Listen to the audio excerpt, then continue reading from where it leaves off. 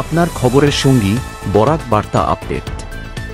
সঠিক খবর, সুনির্দিষ্ট বিশ্লেষণ এবং বরাকের প্রতিটি মুহূর্তের খবর সব এক জায়গায়। বরাক বার্তা আপডেটের পক্ষ থেকে আপনাদেরকে জানাই স্বাগতম।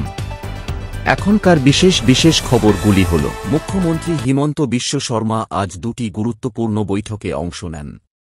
গুয়াহাটির লোকসেবা ভবনে আজ মুখ্যমন্ত্রী হিমন্ত বিশ্ব শর্মা গৃহরক্ষী ও নাগরিক সুরক্ষা ব্যবস্থা আরও শক্তিশালী করার লক্ষ্যে এক বৈঠকে অংশগ্রহণ করেন।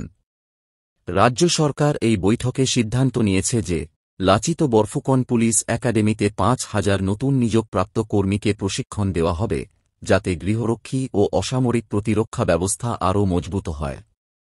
শিক্ষামন্ত্রী রনোজ পেগু, অশোক সিংহল সহ অন্যান্য কর্মকর্তাদের উপস্থিতিতে মুখ্যমন্ত্রী শর্মা লোকসেবা ভবনে আরও একটি বৈঠকে অংশ নেন। এই বৈঠকে শিক্ষা বিভাগের বিভিন্ন বিষয় পর্যালোচনা করা হয়। বৈঠকে ২০-২৫ ফেব্রুয়ারি ৬ অর্থবছরের নিযুত মৈনা প্রকল্পের আনুষ্ঠানিক সূচনা, মাধ্যমিক, স্নাতক ও স্নাতকোত্তর শিক্ষক পদে নিয়োগের ফলাফল নিয়ে আলোচনা হয়। এছাড়াও চা বাগান এবং আদর্শ বিদ্যালয়গুলির উদ্বোধনসহ একাধিক গুরুত্বপূর্ণ বিষয়ে পর্যালোচনা করা হয়। মুখ্যমন্ত্রী নির্দেশ দেন যে ২০২৫-২৬ বর্ষের নিযুত মৈনা প্রকল্পের উদ্বোধন চলতি মাসেই গুয়াহাটিতে একটি কেন্দ্রীয় অনুষ্ঠানের মাধ্যমে সম্পন্ন করা হোক। তিনি আরও নির্দেশ দেন যে মাধ্যমিক, স্নাতক ও স্নাতকোত্তর শিক্ষক পদে নিয়োগের ফলাফল অক্টোবর মাসেই ঘোষণা করা হবে। তদুপরি ৭টি বাণীকান্ত কাকতি মেধা বৃত্তি এবং মুখ্যমন্ত্রীর বিশেষ প্রকল্পের অধীনে মেধাবী ছাত্রছাত্রীদের স্কুটার ও সাইকেল ডিসেম্বর মাসে বিতরণ করা হবে। মরিগাঁও জেলা দিবস ও জুবিন গার্গ স্মৃতি কর্মসূচি। জলসম্পদ মন্ত্রী পীয়ূষ হাজরিকা আজ মরিগাঁও দিবসের দ্বিতীয় দিনে চারণ বিলের তীরে জাতীয় পতাকা উত্তোলন করেন। জেলা প্রশাসনের উদ্যোগে চারণ বিলের তীরে প্রণম্য শিল্পী জুবিন গার্গের ২৫ ফুট উচ্চতার ব্রোঞ্জের মূর্তির ভূমিপূজন অনুষ্ঠানে তিনি অংশগ্রহণ করেন। জেলা দিবসের সঙ্গে সামঞ্জস্য রেখে তিনি জুবিন গার্গের স্মৃতিতে ৫০০টি নাহর গাছ রোপণ কর্মসূচিরও উদ্বোধন করেন। ঐতিহ্য, সংস্কৃতি ও সৌন্দর্যে সমৃদ্ধ মরিগাঁও জেলা যেন সব দিক দিয়ে এগিয়ে যায়, সেই আহ্বান জানান তিনি। জুবিন গার্গ মৃত্যু তদন্তে নতুন অগ্রগত। জুবিন গার্গের মৃত্যুর মামলায় আজ বিশেষ তদন্ত দল সেট রাজ্যের ৬ জন বিশিষ্ট ব্যক্তির সঙ্গে বৈঠক করে।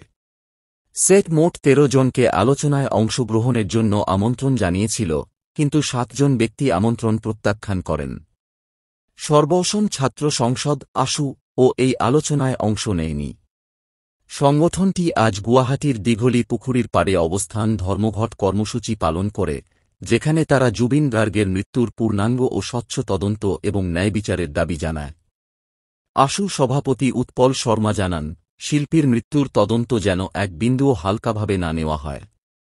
মুখ্য উপদেষ্টা সমুজ্জ্বল কুমার ভট্টাচার্য বলেন, তদন্তকারী সংস্থার আলোচনার আমন্ত্রণ গ্রহণ করা হলে অভিযুক্ত পক্ষের আইনজীবীরা আদালতে আইনি সুবিধা নিতে পারে। তাই আইনজ্ঞদের পরামর্শ অনুযায়ী তারা আলোচনায় অংশ না নেওয়ার সিদ্ধান্ত নিয়েছেন। নাবালিকাকে ধর্ষণের মামলায় কাচারের অতিরিক্ত সেশন বিচারক নারায়ণ কুড়ির আদালত এক যুবককে ২০ বছরের কারাদণ্ড প্রদান করেছেন। দণ্ডিত যুবকের নাম এনামুল হক লস্কর। তিনি উদারবন্দ থানার অন্তর্গত ডুমুরঘাট এলাকার বাসিন্দা। ঘটনাটি ঘটেছিল ২০২৪ সালের ৭ জুন।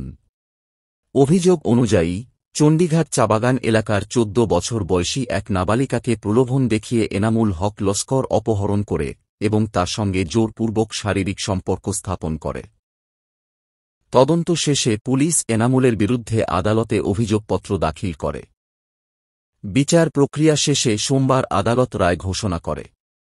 আদালত এনামুলকে ভারতীয় দণ্ডবিধির ৩৬৩ ধারায় ৩ বছরের কারাদণ্ড এবং ৫,০০০ টাকার জরিমানা করে। জরিমানা পরিশোধ না করলে তাকে আরও ১ মাসের কারাদণ্ড ভোগ করতে হবে। এছাড়া পক্সো আইনের ৪ নম্বর ধারার অধীনে ২০,০০০ টাকার জরিমানাসহ ২০ বছরের কারাদণ্ড প্রদান করা হয়েছে। এই জরিমানা পরিশোধ না করলে তাকে আরও ৬ মাসের কারাদণ্ড ভোগ করতে হবে।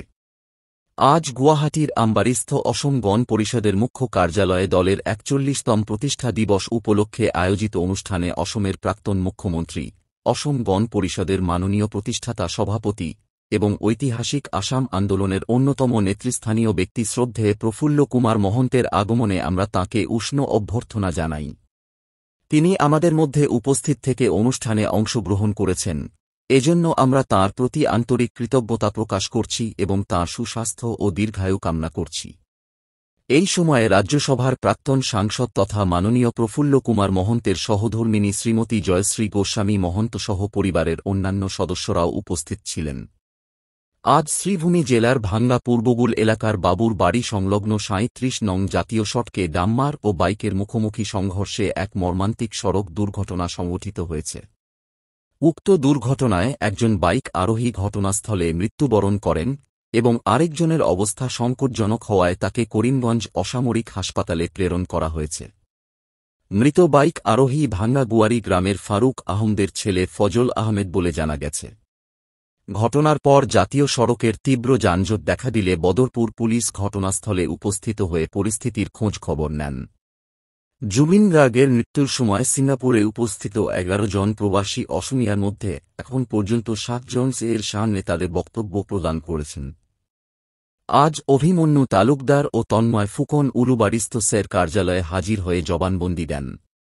তাদের দীর্ঘক্ষণ জিজ্ঞাসাবাদ করা হয়। এর আগে গতকাল ৪ জন প্রবাসী অসমিয়া পীক্ষিত শর্মা, সিদ্ধার্থ বরা এবং জিওলাংসাত নার্জারি সেটের সামনে হাজির হন। পরে তাদের জবানবন্দি কামরূপ মহানগর জেলার মুখ্য বিচারিক দণ্ডাধীশের আদালতে লিপিবদ্ধ করা হয়। সন্ধ্যায় প্রবাসী অসমিয়া ভাস্করজ্যোতি দত্ত সেট কার্যালয়ে হাজির হয়ে বক্তব্য দেন। সিঙ্গাপুরে জুবিন গার্গের মৃত্যুর ঘটনায় উপস্থিত ১১ জন প্রবাসীকে সেট সমন জারি করেছিল। এর আগে উপকমল কলিতা সেটের সামনে হাজির হয়ে জবানবন্দি দেন। সেট প্রধান মুন্না প্রসাদ গুপ্তা জানান, সিঙ্গাপুর পুলিশ বর্তমানে এই মামলার তদন্ত চালাচ্ছে এবং তাদের প্রয়োজনীয় তথ্য অসম পুলিশ সরবরাহ করছে। মুখ্যমন্ত্রী হিমন্ত বিশ্ব শর্মা জানান, জুবিন গার্গের ভিসেরা রিপোর্ট ইতিমধ্যেই দিল্লির কেন্দ্রীয় ফরেনসিক ল্যাব থেকে এসেছে, যা তদন্তকে নতুন দিশা দিয়েছে। সেট সিঙ্গাপুরের ঘটনাস্থল থেকে জুবিন গার্গের শেষ মুহূর্তের সম্পূর্ণ ভিডিও ফুটেজ উদ্ধার করতে সক্ষম হয়েছে। এই ভিডিওটি শিল্পীর সহগায়িকা ও অভিযুক্ত বন্দী অমৃত প্রভা মহন্ত তার মোবাইলে ধারণ করেছিলেন, যা পরে মুছে ফেলা হয়। তবে অসম পুলিশের তথ্য প্রযুক্তি বিশেষজ্ঞরা সেই ভিডিও পুনরুদ্ধার করতে সক্ষম হয়েছেন। বরাক বার্তা আপডেট দেখার জন্য ধন্যবাদ। সর্বশেষ আপডেটের জন্য সাবস্ক্রাইব করুন এবং আমাদের সঙ্গে থাকুন। ধন্যবাদ।